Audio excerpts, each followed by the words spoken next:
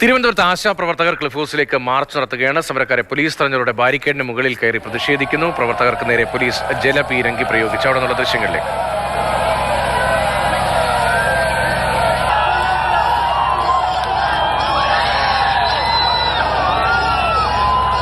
Jibin JB ഉണ്ട് വിവരങ്ങളുമായി. ജിബിൻ, എന്താണ് ഇപ്പോൾ സംഭവിക്കുന്നത്?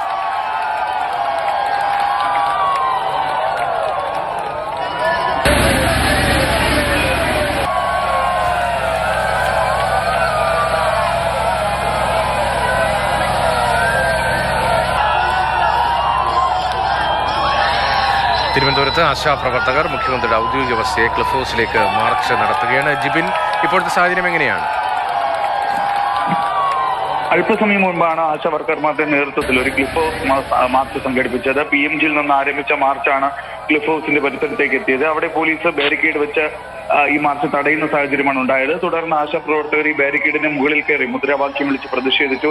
തുടർന്നാണ് ഇവരെ തടയുന്നതിന് വേണ്ടി പോലീസ് ജലപീരങ്കി പ്രയോഗിച്ചത്. കഴിഞ്ഞ 233 ഏകദേശം 255 ദിവസം 8 മാസത്തോളമായി ആശാ വർക്കർമാർ സെക്രട്ടേറിയറ്റിന് മുന്നിൽ ഈ സമരം ചെയ്തു വരികയാണ്. പക്ഷേ ആശാ വർക്കർമാർ പറയുന്നത് അവരുടെ ആവശ്യങ്ങൾ ഒന്നും തന്നെ ഇതുവരെ അംഗീകരിക്കപ്പെട്ടിട്ടില്ല. അതുകൊണ്ടാണ് മുഖ്യമന്ത്രി ഈ സമരം നേരിട്ട് കാണുന്നതിന് വേണ്ടി ക്ലിഫ് ഹൗസിന്റെ മുന്നിലേക്ക് ഇന്ന് ഈ ഒരു മാർച്ച് സംഘടിപ്പിച്ചതെന്നാണ് പറയുന്നത്.